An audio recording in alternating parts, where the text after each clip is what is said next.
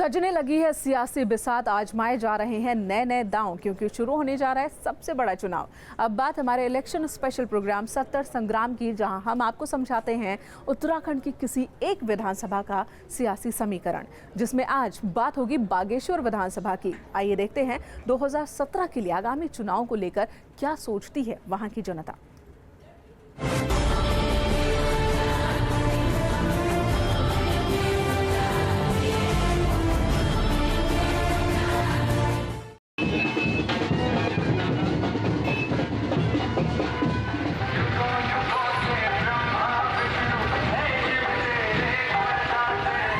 बाबा बागनाथ की नगरी बागेश्वर धार्मिक रूप से काफ़ी महत्वपूर्ण है। इसे कुमाऊं की काशी के नाम से भी जाना जाता है। इसके साथ ही ये शहर सियासी तौर पर भी बेहद खास है। बागेश्वर मंदिर के पास सरयू और गोमती नदी का संगम होता है और यहीं पर हर साल मकर संक्रांति के दिन सियासी मेला लगता है। यहाँ राजनीतिक दलों के पंडाल लगते हैं और बड़े बड़े नेता भी शिरकत करते हैं। बागेश्वर विधानसभा आरक्षित सीट है। 2002 में हुए विधानसभा चुनावों में यहां से कांग्रेस के प्रदीप टमटा ने जीत दर्ज की थी, जबकि 2007 और 2012 के चुनावों में बीजेपी के चंदन राम दास यहां से विधायक चुने गए। बागेश्वर विधानसभा में करीब 1 लाख वोटर्स हैं। पुरुष वोटर्स की संख्या 55,323 और महिला वोटर्स की तादाद 53,414 है। इस विधानसभा में बागेश्वर शहर, गरुड़, खरेही पट्टी शामिल हैं। विधानसभा का खरेही पट्टी क्षेत्र अभी विकास में बेहद पीछे है। यहाँ के कई गांव सड़क से नहीं जुड़ सके हैं। साथ ही स्वास्थ्य, शिक्षा की सुविधाएं भी बेहतर नहीं हैं। विधायक दास की पहली पसंद गरुड़ क्षेत्र ही रहा है। पिछले चुनावों में गरुड़ के अधिकांश बूथों में उन्होंने अन्य प्रत्याशियों के मुकाबले अच्छे वोट हासिल किए थे। मौजूदा विधायक अब लगातार खरेही पट्टी के दौरे कर रहे हैं और लोगों को अपनी ओर से कराए गए विकास कार्यों की जानकारी दे रहे हैं। इन सब के बीच उन पर कई वादे नहीं पूरे कर पाने का आरोप भी लग रहा है। शहर में सीवरेज की समस्या अभी भी बनी हुई है। मेडिकल इंजीनियरिंग कॉलेज की स्थापना नहीं हो सकी है। इसके अलावा कई और वादे अधूरे रह गए जो मौजूदा विधायक ने जनता से 2012 के चुनावों में किए थे। बागेश्वर से हिमांशु गरिया, न्यूज़ स्ट्रीट, उत्तराखंड, उत्तर प्रदेश। और आइए देखते हैं हमारे सवालों पर क्या कहना है विधायक का।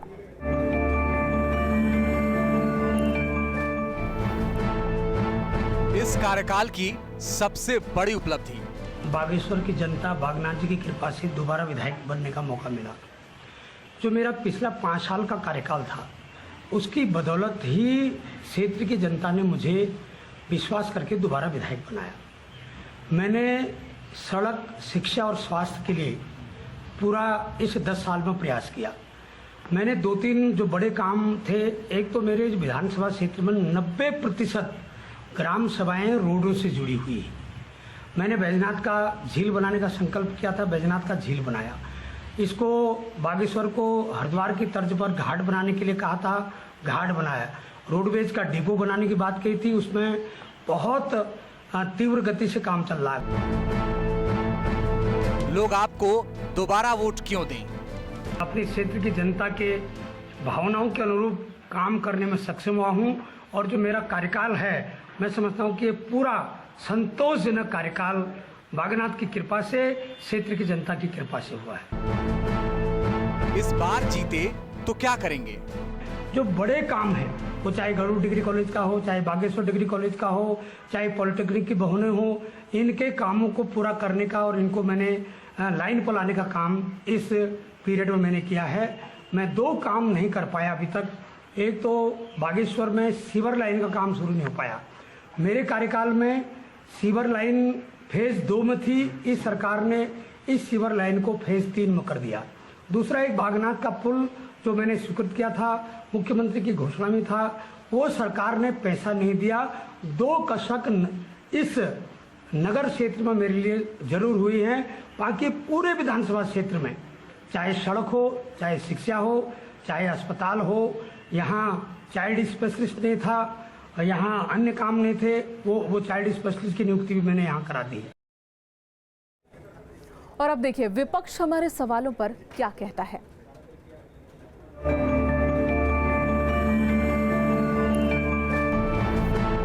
इस कार्यकाल में हुए विकास कार्यों को कैसे देखते हैं? उन्होंने जो अपना घोड़ा बदल दिया था, जैसे उन्होंने कहा था कि मैं बाजू में झील बनाऊंगा, तो आज 10 साल हो गए, हम तो झील कहीं से देखने को मिली नहीं थी। और सौंदर्यकरण का मामला है, सौंदर्यकरण भी उन्होंने ऐसा कुछ नहीं किया। और रोडों की हालत जो उन्होंने कहा था मैं रोडें सही करूँगा, रोडें भी सही नहीं हुई। जनता आपकी पार्टी को वोट क्यों दे? जनता हमारी पार्टी को इसलिए वोट देगी क्योंकि हरीश रावत जी ने और विधायक नवीन पासवान यशपाल आर्य जी ने इतने काम बागेश्वर में कराए हैं कि वो आज तक शायद कभी नहीं हुए हैं। और जो भी हरीश रावत जी के विकास कार्यों से पूरी आज उत्तराखंड की जनता खुश है। और जनता चाह रही है कि 2017 में दोबारा मुख्यमंत्री हरीश रावत जी बने। आपकी पार्टी जीती तो आपकी प्राथमिकता क्या होगी? 2017 में बागेश्वर विधानसभा की जनता का आशीर्वाद मिला तो यहाँ पर अनेकों विकास कार्य कांग्रेस पार्टी करेगी, जैसे कि झील का निर्माण है, सड़कों की मरम्मत है और यहाँ पर कोई एक ऐसा रोजगार परक स्कूल। और अब बात जनता की, दिखाते हैं आपको जनता की बेबाक राय।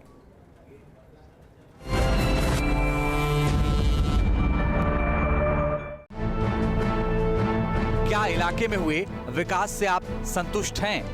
देखो जी, विकास कार्य तो कांग्रेस में तो खूब हुए हैं, लेकिन धरातल में कुछ भी नहीं हुए हैं। और बाकी जो विकास जो होता है वो व्यक्तिगत विकास हो जाता है।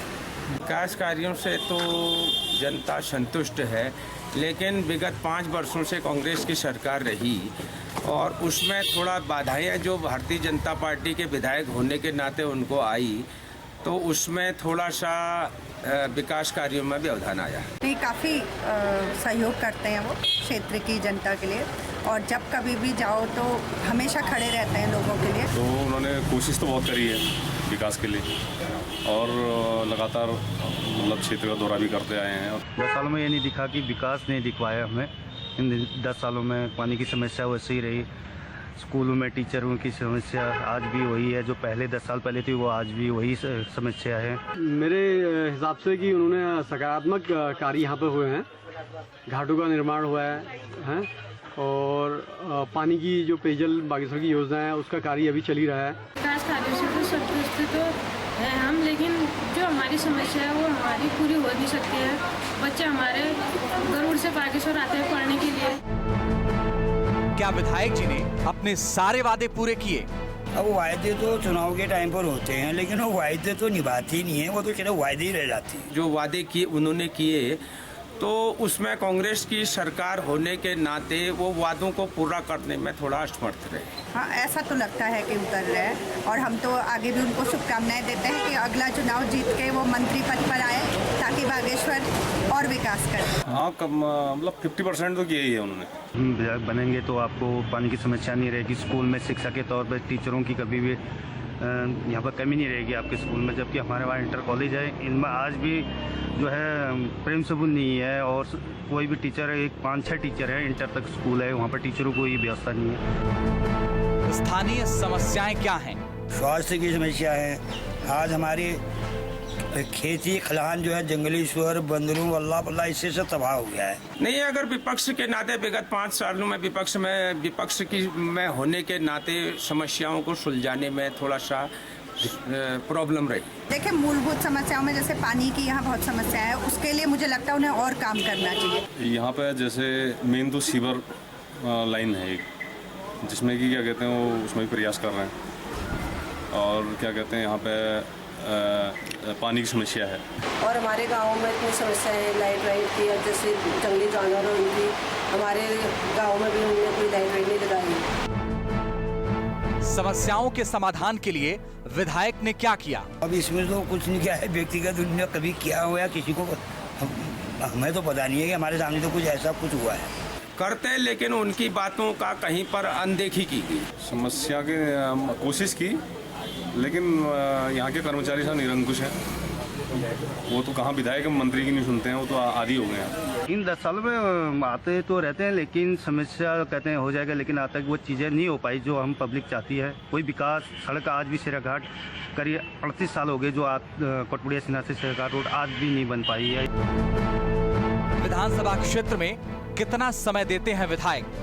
समय कहाँ देते हैं, जब कभी कबारी हो आते हैं, कभी उद्घाटन उसका हुआ, कभी उद्घाटन उसका हुआ, ऐसे ही मौके पे देखते हैं ये जनप्रतिनिधि लोग। क्षेत्र में आते हैं लेकिन पर्टिकुलर ज़्यादा वो गरुड़ में ज़्यादा देखते हैं क्योंकि लंबा क्षेत्र है। हमेशा आते हैं, हमने तो हमेशा उनको देखा है। यहाँ पे बाकी क्षेत्र में तो कम ही देते हैं, ज़्यादा गरुड़ साइड को ज़्यादा ध्यान देते हैं।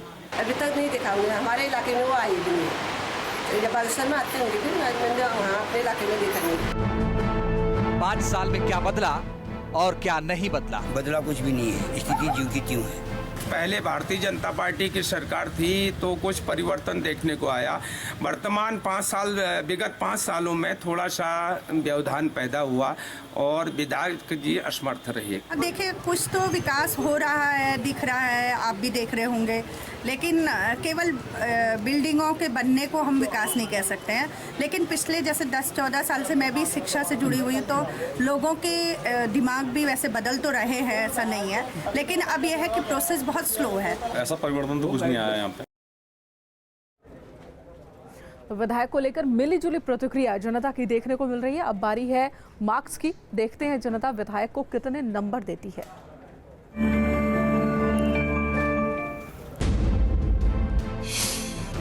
ये 8 नंबर दे देंगे। 7 नंबर तो मैं उनके कार्यों को देखते हुए 7 नंबर देता हूँ। 5